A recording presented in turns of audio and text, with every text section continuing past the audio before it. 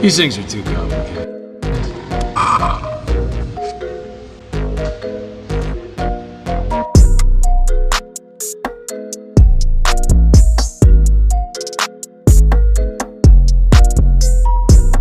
Hey guys, welcome back to the Cup of Joe Show podcast. I am Sais, and I'm here at Strada and Corsa with my co-host, Joe. How's it going, you guys? Today's subject I want to talk to you about, Joe, is with the situation with Bill Gates. Yeah. That was something I saw, I think it was yesterday morning that I saw. But, you know, Bill Gates has this idea that there's a huge gap between the rich and the poor, and he's absolutely correct. However, his comments about it were, you know, a little speculative because and he's kind of talking out both sides of his mouth. And listen, I need to make sure that I say here that, who am I in relationship to him, right? He's Bill Gates. He's the second richest man in the world. I'm some, lowly technician that's got a potpourri of background experience, right? But we're all entitled to our opinions, and that's pretty much all that it is an opinion. Right. But I did see some of the issues with it because he talks about there's a big gap and look how much money I have, and that the government needs to tax people more. Mm-hmm. And there's you can't ask the government to tax people or to fix a problem that in many cases they've created, and they aren't necessarily always the best stewards of it. And I know there's government workers out there who probably make their comments or getting angry at me, but the no system's perfect. But if he doesn't like how much money he has and the gap between it, he certainly has the opportunity to give it away. Mm-hmm. And people say, "Oh, that's another person saying, oh, the rich need to give their money away to." But I'm not saying he has to give his money away, and you'll never get people to buy into that, right? Right.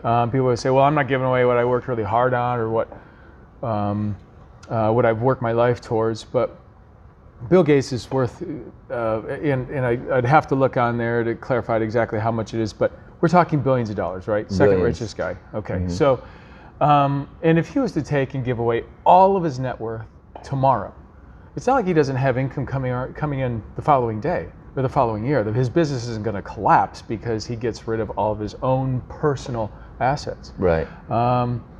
And so he says, well, they need to tax it from me in order for me to give it away. I'm willing to pay my fair share. Right. Well, nobody says that it requires a tax and to be issued out by the government in order to better society, right? Right. And really, he could take and give away a large portion of it. I mean, how much money does a person really consume or need to consume for fulfillment? Right. I mean, a lot of people say, well, money solves problems, and a lot of our viewers watching this maybe are struggling to make payments, and sure, money does buy some happiness. It certainly 100%. Does. But you get to a point where, I've got $50 million laying around in cash, and I've got, I don't have the 100,000 square foot home, but I've got 20,000 square feet. Well, it's just me and my wife, and you can still host parties. Yeah. I mean, I don't know if the home is really a business benefit, right? And so he's hosting dozens and dozens I've got 500 people showing up. Well, okay, fine. Then I guess you need the facility, but you can always rent a hotel, their convention center. I mean, you can always do something like that. It doesn't mean you have to personally consume it for the once in a while event you're going to have. I mean, there are always other solutions, but would a person be just as comfortable in 20,000 square feet as they are in 100, right? Do you need the 100,000 square feet? And do you need to have $1.9 billion in your personal net worth? Could you live just as comfortably with 50? Would you even miss the other $950 billion or $1 million? Would you even miss that? Right. And so I had, I sent that out to a couple friends and just said, I'm just not buying this. And the simple, and it was actually two people, and it was 100% response rate was, but doesn't he already give away a lot of money? Well, sure, I don't know his finances and where the money's being given away. He does, actually. But the foundation gives money away. Right. And so if the foundation gives money away, then you really don't know where all the money comes from. And again, I'm speaking about things that I don't know all the facts on, but you can assume that a foundation does bring in donations in, but maybe it is the foundation's only resources from Bill Gates. But then I go back to say, but he still has $1 billion. Mm-hmm. And so if he still has the $1 billion, then there's a large share of his income that comes in, of which he's not giving away. Okay, people are like, why is this about him giving away? Well, he's talking about him having too much money and too big of a gap between him and the average person. Right. But he has the power to do something about it. But the only time he's going to take and exercise that ability to give up a large share or a portion of his income is if the government forces him to do it.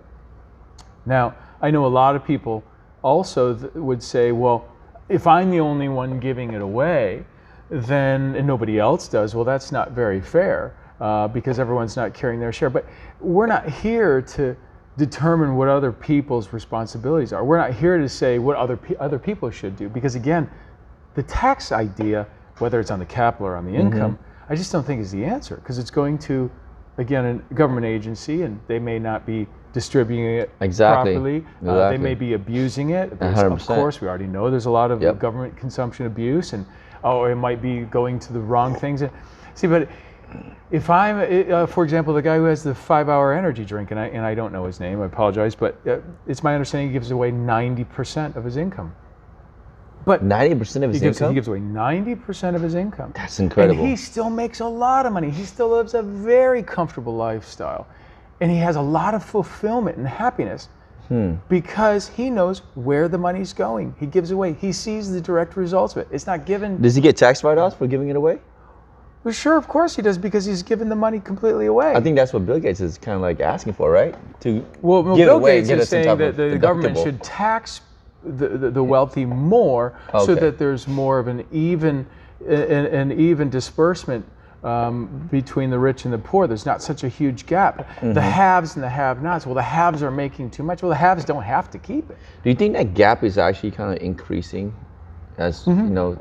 Well, that's the whole point, is that it's continued to increase. And it's got, in the last 50 years, it's gotten dynamically, the gulf between it. But they don't have to keep it. And by giving, and here's the thing, you get the benefit of, by giving away to the government and not knowing what happens to it, there's always that sense of resentment. What are they doing with it? But when you give it to things that you actually see the direct reflection of, the actual result of, then you get so much gratification for that. You say, gosh, look at what I'm doing. And remember, it's not, I won the lottery and I made $1 million and I gave 90% of it away. So all I got left is the $100,000, right? Because and that's all I got. I'm a one-trick pony. Now I got to figure out what to do with the rest of my life with $100,000. Yeah. People amass large amounts of money because they always say, what? I want to pass it on to future generations. 5-6 generations down the line are going to enjoy the lifestyle I never had, and it's the legacy I left. The issue with that is when you just simply take and lace people's pockets and give them money, there's not a sense of earning it. Right. And what you end up doing is giving a person a fish rather than a fishing pole. And a lot of people take those huge amounts of money and burn it, spend it. Drugs, corrupt lives, unhealthy lifestyle, or blow their brains out. I mean, whatever it is that they do with it. But if you gave them a fishing pole, if you took and said, hey, all of you have to work within this business, then I'm ensuring that the money stream never goes away, and it creates a healthy lifestyle for people and a healthy wealth for people, because it's not just being given to them and, oh, look at what great grandpa Bill Gates did for me.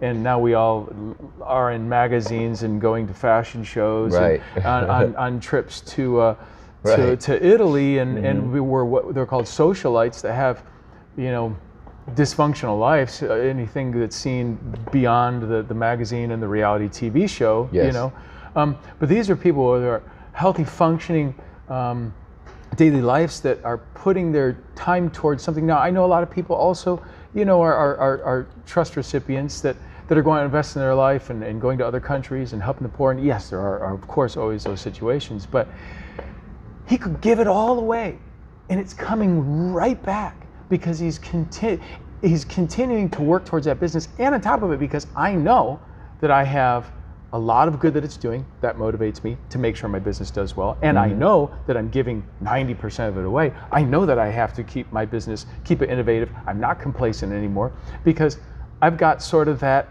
gift monkey on my back, if you will, right? I've got this sort of something that the funds are going towards. I have drive to always make the business better. Now, Bill Gates has drive to make the business succeed because it's his baby. It's life, his passion.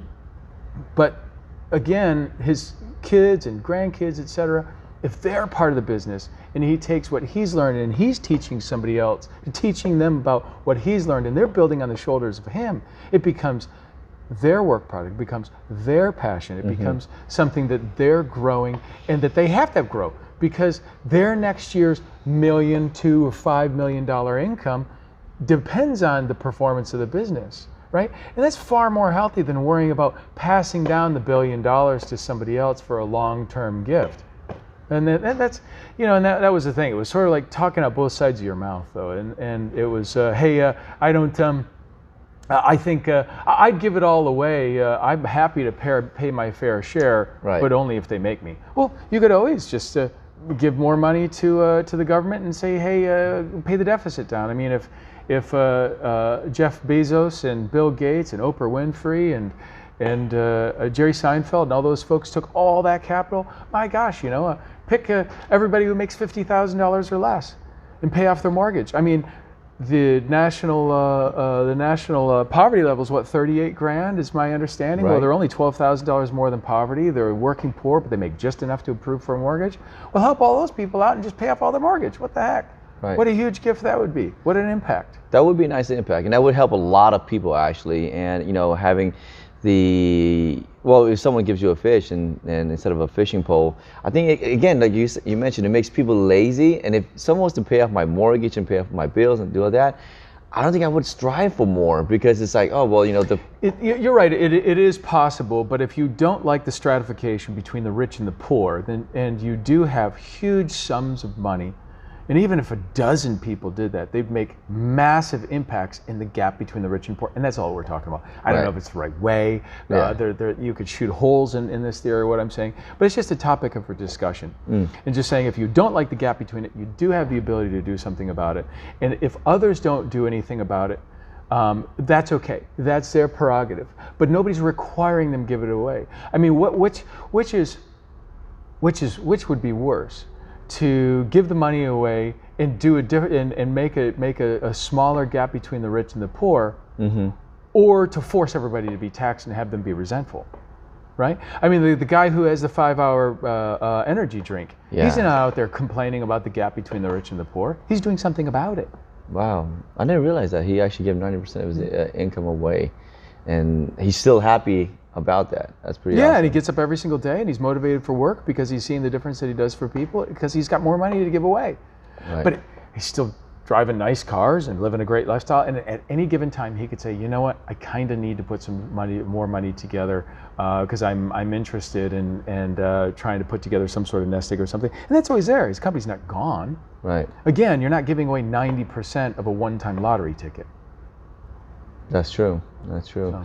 All right, you guys, this is the Cup of Joe show. Stay tuned and make sure you guys like and subscribe and leave some comments below what you guys think. And the next show, what type of content should we cover? What are you guys interested in? Finances, finance hacks, investments, entrepreneurship, maybe some of these beautiful cars being worked on. I don't know. Let us know. But make sure you guys stay tuned. Cheers.